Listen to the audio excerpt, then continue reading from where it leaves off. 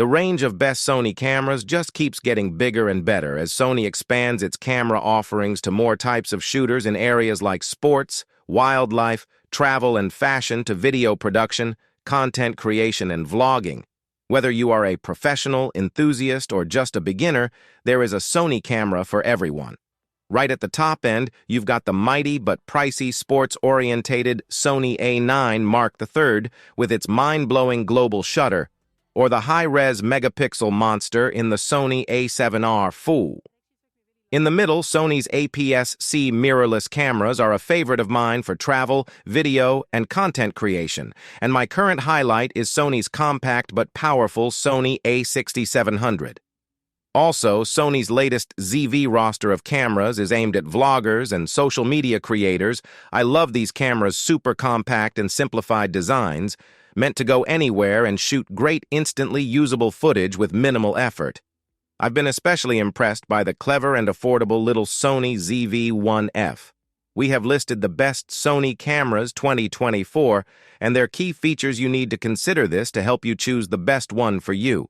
For more information on the product, as always, I've included a link in the description box down below, which are updated with the best prices on each product. Like the video, comment, and don't forget to subscribe. Be sure to stay tuned till the end, so you don't miss anything. Now let's get started. Number 6. Sony Alpha ZV-E10 for vlog. The Sony ZV-E10 is an entry-level vlogging camera. With similar internals to the Sony A6100 and the dedicated vlogging features of the Sony ZV-1, including a fully articulated screen, vlogging mic, and no viewfinder, it's made for YouTubers and content creators who want to record vlogs without breaking the bank. It's a good middle ground between the compact ZV-1 and the full-frame Sony ZV-E1, with a more portable design than the latter and more flexibility with lenses than the former. The Sony ZV-E10 is great for travel photography. The body is very portable and lightweight, and the camera feels pretty sturdy. It also has a great battery life for longer days on the go, depending on how frequently you shoot and what settings you use. Its autofocus system is excellent at tracking moving subjects and provides several options for you to fine-tune its performance. Image quality is great, especially if you just want to shoot JPEGs. That said, the camera doesn't have a viewfinder, which is a bit limiting, and the camera can feel a bit cramped if you have larger hands. The Sony ZV-E10 is very good for landscape photography. Its APS-C sensor has a solid amount of dynamic range to bring out shadow and highlight detail in high-contrast scenes. That said, you won't get as much usable dynamic range as full-frame alternatives. Still, you get a fair amount of leeway to manipulate exposure without introducing too much noise.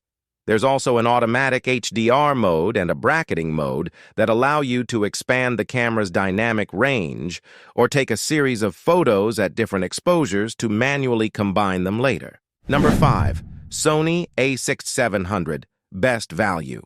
For all the technological updates in the camera, perhaps the most significant change in the A6700 is the adoption of a second command dial on the front of the camera.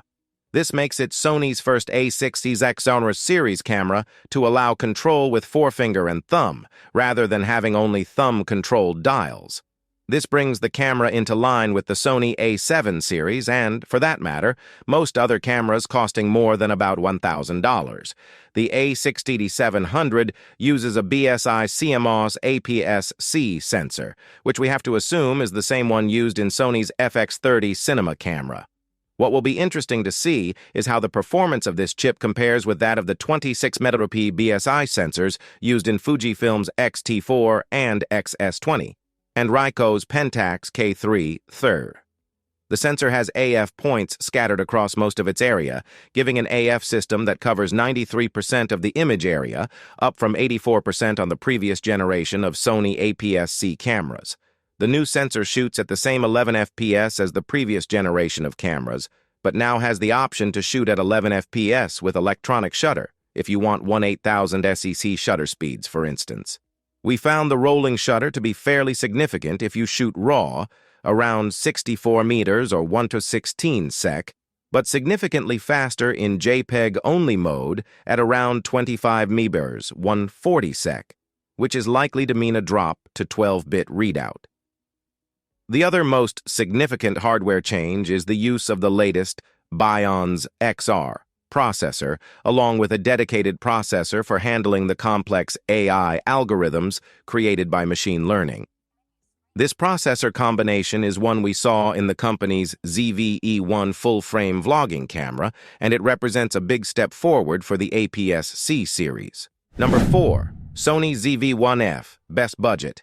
The ZV-1F is the company's second vlogging camera to be built around a Type 1 sensor, but uses a wide-angle, 20mm equivalent prime lens rather than the 24-70mm equiv zoom on the ZV-1. Despite the significantly lower price, the ZV-1F can shoot 4K video at up to 30p using the full width of its sensor. This combination of a wide lens and full-width readout allows it to deliver a usefully wide angle of view, even with digital image stabilization engaged, imposing a 1.23x crop and giving an approximately 25mm equivalent field of view. A combination of cropping and Sony's super-resolution upsampling allows the camera to offer a 2x zoom despite the fixed lens. The camera's 5.5K sensor means that anything beyond 1.4x zoom must be taken from an area smaller than 4K and upscaled, so you're limited to 1.5x zoom in 4K mode.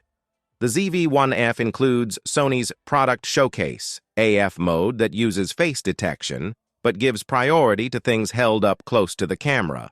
Interestingly, though, the ZV-1F does not have on-sensor phase detection, so has no inherent distance awareness. The ZV-1F needs to perform a difficult balancing act. As a lower-priced alternative to the ZV-1, some features need to be sacrificed: ND filter, raw photography, or scaled back, focal range, autofocus performance. Whether the ZV-1F makes sense for you will largely depend on how much you utilize the articulating screen for creative camera angles and the clever Product Showcase mode. These features alone will be worth the very reasonable price for many. The inclusion of Sony's professional picture profiles and log video recording also mean the ZV-1F could be a great second or overhead camera that will color match with a higher-end Sony camera.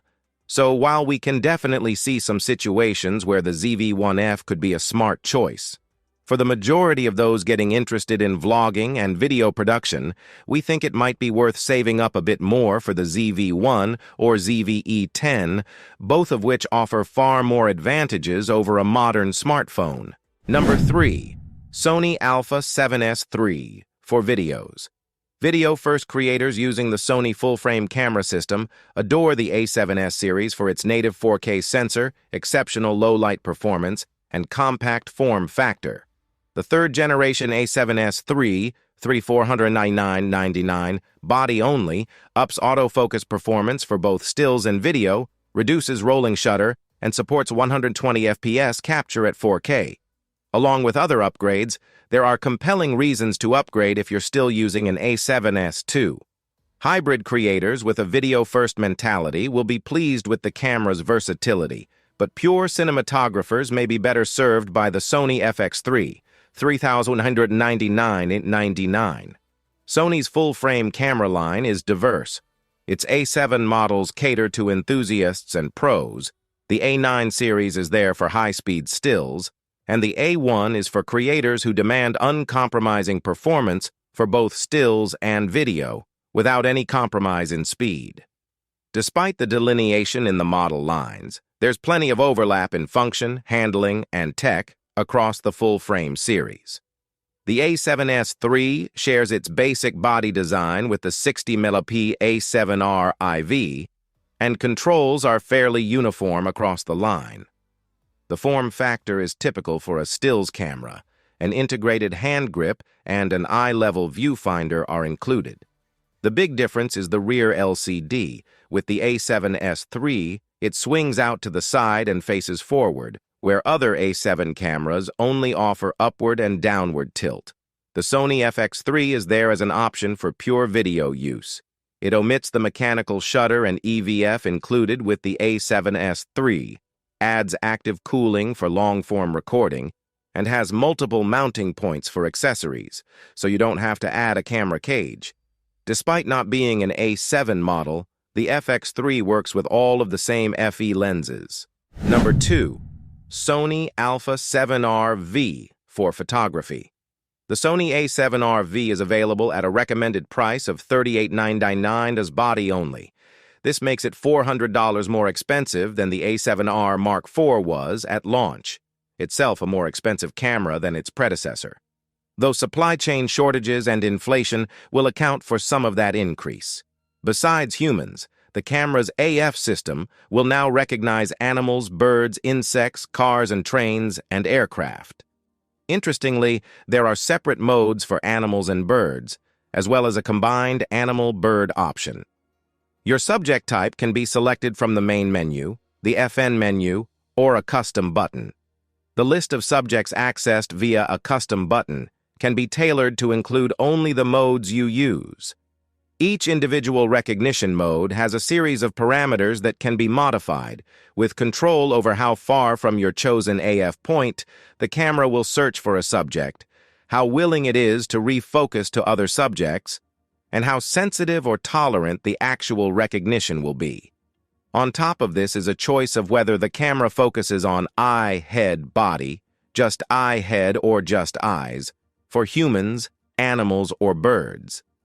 It's a frankly dizzying number of options, but presumably most photographers will only depend on one or two of the recognition modes, and hence will only need to spend the time fine-tuning the way the camera reacts to their chosen subject, says. All detection subjects are available in both stills and video modes. More processing power and more sophisticated algorithms offer a significant boost to the camera's in-body stabilization system, helping it deliver a rating of 8.0 EV in industry-standard tests. This has been achieved without combining in-body and in-lens stabilization, as many other brands do. Sony's system uses either in-body or in-lens movement for each axis of correction, never both together. This should mean that the higher performance is maintained with non-IS lenses.